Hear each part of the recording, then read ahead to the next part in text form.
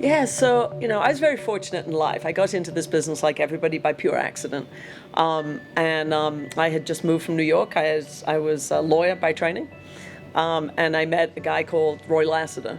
Roy Lassiter was the CEO of American Pioneer, and he's been somewhat of a mentor, and he's forgotten more about title insurance than we've ever learned.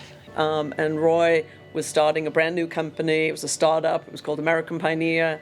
I needed a job. He got me a job. I thought I'd be there 3 years and then I'd go practice law and have a real job. And I stayed there for 16 years. And at the end of 16 years, it was sold to one of the big competitors in the marketplace. And frankly, very nice people. They were nice to me. But culturally, it was just a different animal. And so for me, it was like, I'm just not going to stay. I'm going to go do something else. And the only time you think about practicing law when you haven't for 16 years is because you haven't for 16 years and you actually think, oh, I could do that again. And then, everything in life, we were just talking about this a few minutes ago, you never know where life's going to take you, right? And one of the best pieces of advice I got from Roy was never turn down a meeting. And so out of the blue, I'm sitting at home one night, I get a phone call from somebody I've never met in my life who said, hey, I was given your name. I own the shell of an underwriter and we're looking to do something with it. Would you be interested? And that guy was Terry Wright, who was the majority owner of Westcor up until the last few years. So I remember flying out there and thinking, what am I doing on this plane? I'm going to go meet some strange guy in Vegas, right, who supposedly owns something. Yeah, I had done no due diligence, no anything. Looking back, it was like, I was nuts, I think, right?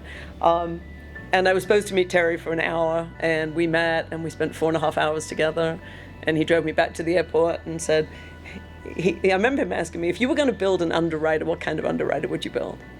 And I was like, okay, this is great. So I just launched into this whole sort of Bose commercial moment about, I would do not what the industry does today, right? I would build a community, and I'd build a culture, and I'd build people, and we'd grow as big as the good people we could find, and we wouldn't be focused on the bottom line. That would take care of it, all this stuff, right?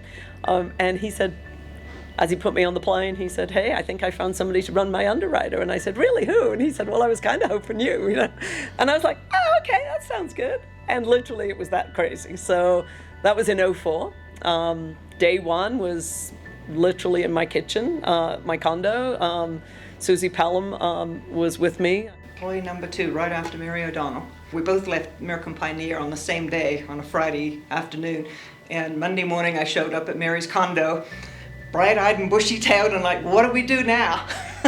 I have no earthly idea. And I said, well, we're probably going to need an office one day. Let's go find an office. And so that was the beginning. It was literally that crazy. It was just the two of us. And then over that next year, we added, people from American Pioneer, from our former life. We had a work history. We had a friendship.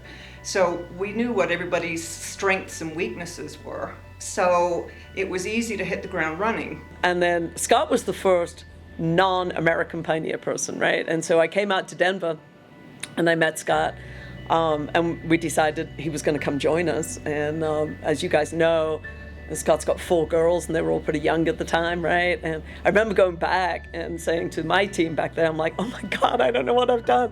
I've just hired this guy, he's got 4 young daughters. What if it doesn't work, And they laughed and they sort of said, well, we have kids too, And I'm like, yeah, but you knew I was crazy. He doesn't have a clue, type thing. You look back on those days and, people, Mike Shested, who's our CFO, he was a young child, left a really secure job at Fidelity to come do this. And you look back now and you think, gosh, I'll never forget that. I'll never forget that people took massive risks. But the weird thing is at the time, it didn't feel like a risk. We're like, we're going to have fun. This is going to be great. And so we started to grow. We started to add people. And it just sort of took a life of its own. We kept moving and growing. And I think one of the big things was we never thought we couldn't do it, right? When we were really small and then somebody said, well, what do you want to build? And we're like, well, we're going to build a national underwriter. And, we're going to, I will have to be honest, I didn't think we'd build what we built today. I thought we'd stay smaller. So that was sort of the genesis of it. And it's just been one great team member at a time, one wonderful agent at a time, one state at a time. And here we are today, which is just phenomenal, actually. I still walk around sometimes and think, where on earth did all this come from?